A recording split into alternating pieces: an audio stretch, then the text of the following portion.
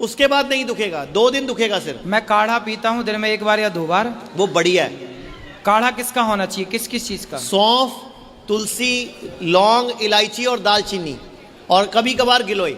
अदरक? अदरक बहुत अच्छी है। तुलसी? तुलसी बहुत बढ़िया है। तो मैं तुलसी, हाँ, अदरक, तुलसी अदरक सब दालचीनी डाल दो उसमें। आप सौंफ डालो जरूर, सौंफ, जायफल भी डाल सकते हैं। वो काली- जितनी ज्यादा चीज बोलेंगे ना फिर ये कंफ्यूज होंगे। हाँ, तो सबसे बढ़िया सौंफ, तुलसी, लौंग, इलायची, ये 4 चीज नाम लो। तुलसी मिले तुलसी डाल दो। एक रोज ना नियम से 10 कड़ी पत्ते रोज चबाया करो। कड़ी पत्ता जानते हैं? मीठी नीम, मीठी नीम जरूर चबाया कर, उससे कैल्शियम बढ़ता है ना? उससे कभी कैल्शियम बढ़ेगा, प्लस कभी कैंसर नहीं होगा। और जिन लेडीज को माहवारी में पेन होता है, जिन लड़कियों को दर्द होती है ना, माहवारी में कमजोरी आती है, ब्लीडिंग ज़्यादा होती है, पीरियड्स में पेन्स होती हैं, या जिनको गर्भ नहीं ठहर रहा, वो भी मीठी नीम काम करती है। उसमें जिनको गर्भ नहीं ठहर रहा उनको मीठी नीम के साथ हल्दी चबानी है, लेकिन चबानी उकड़ू बैठ के है। उकड़ू समझते हो? टॉयलेट स्टाइल इंडियन, मतलब नीचे बैठ के उस तरह चबानी है। इतना बड़ा टुकड़ा हल्दी और 10 कड़ी पत्ते।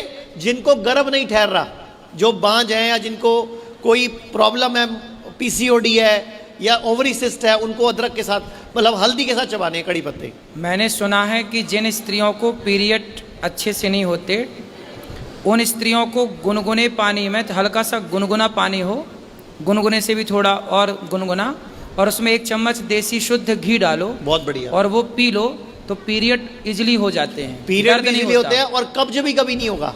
अगर आप गर्म पानी में घी पियोगे माहवारी के पहले दिन, जब माहवारी शुरू होती है, एक तो दर्द नहीं होगी, एक माहवारी में क्लॉट्स आते हैं वो नहीं आएंगे, जो टुकड़े आते हैं ना वो नहीं आएंगे, एक पीसीओडी नहीं होगा, और तीसरा जो महाराज जी ने बताया कि पीरियड्स तो सही होंगे, उसके साथ कब्ज नहीं होगी कभी, मतलब जो कब्जी रहती है ना वो भी नहीं होगी, गैस भी नहीं बनेगी, तेजाब भी नहीं बनेगा।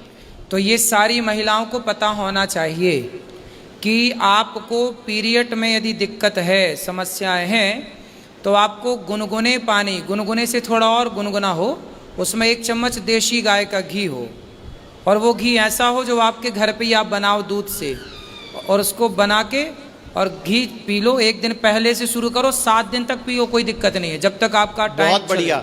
एक और बताता हूं मैं, कभी भी माहवारी के दिनों में कोशिश करो पका हुआ भोजन मत खाओ। कभी बच्चेदानी में रसौली नहीं होगी। जो बच्चेदानी में रसौली होती है, गॉल ब्लैडर में स्टोन कई होता बार है। महिलाओं को तो ये शिकायतें होती हैं कि बच्चेदानी का कैंसर हो गया, बच्चेदानी वो में पहले रसौली बनती है फिर वो कैंसर बनता है। अच्छा। तो बच्चेदानी में रसौली कभी नहीं होगी अगर आप पका हुआ भोजन नहीं खाओगे। मतलब पका हुआ भोजन, आग लगा भोजन माहवारी में नहीं खाना। इसीलिए हमारे पूर्वज माहवारी काल में आपको किचन में जाने से मना करते थे, आपको अलग बोलते थे, खुश रहो।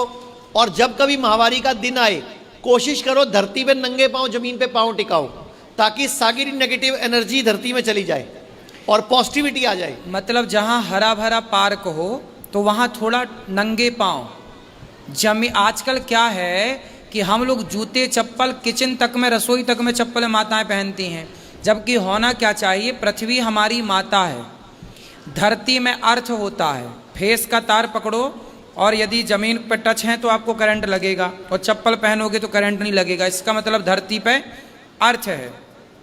टाइल पत्थर पर खड़े मत होना, मिट्टी से संपर्क होना चाहिए आपका पाँव, या घास से। यदि आपका टच घास से है, पाँव का मिट्टी से है, तो सारी जो बैड एनर्जी है आपके भीतर गलत, वो सारा धरती सोख लेती है। करंट होता, हमारे शरीर में भी तो बिजली है, करंट है, बॉडी दिन भर गर्म ही तो रहती है। वो एक्स्ट्रा जो करंट है वो कहाँ जाएगा? धरती सोखेगी। अब चप्पल दिन भर आप पहने रहते हैं, मोजे पहने रहते हैं, कहाँ जाए वो? तो वो तनाव पैदा करता है। अभी एक नई रिसर्च आई है, अमेरिका में हुई है, कि 5 साल तक कीनिया के अंदर, कीनिया एक देश है, कीनिया और मोजाम्बिक में एक रिसर्च हुई है, 5 साल तक के बच्चों को जूते चप्पल नहीं पहनने दिए उन्होंने, और उनका दिमाग बड़ा विकसित हुआ। मतलब 5 साल तक बच्चों को जूते चप्पल पहना ही नहीं, नंगे पांव ही घूमे, वो वहीं खेले, वहीं कूदे, स्कूल भी नंगे पांव गए। हम तो 17 साल 16 साल तक नंगे पांव गैया चराने खेतों में जाते, पिताजी से बोलते। उनकी रिसर्च में क्या आया, दिमाग तेज हो गया। इसीलिए तो आप इतना अच्छा धर्म का काम कर पा रहे हो। सही है। मैं नंगे पांव ही गैया चराने जाता था, पिताजी से बोलता था जूता दिला दो, तो वो जब 1 महीने तक मैं कहता था तब दूसरे तीसरे महीने लाके देते थे। और एक जूता तब तक पहनता था जब तक पूरा नीचे से खलास खत्म, जब तक पूरा ना खत्म हो जाए तब तक। तो वो दिन देखे हमने गरीबी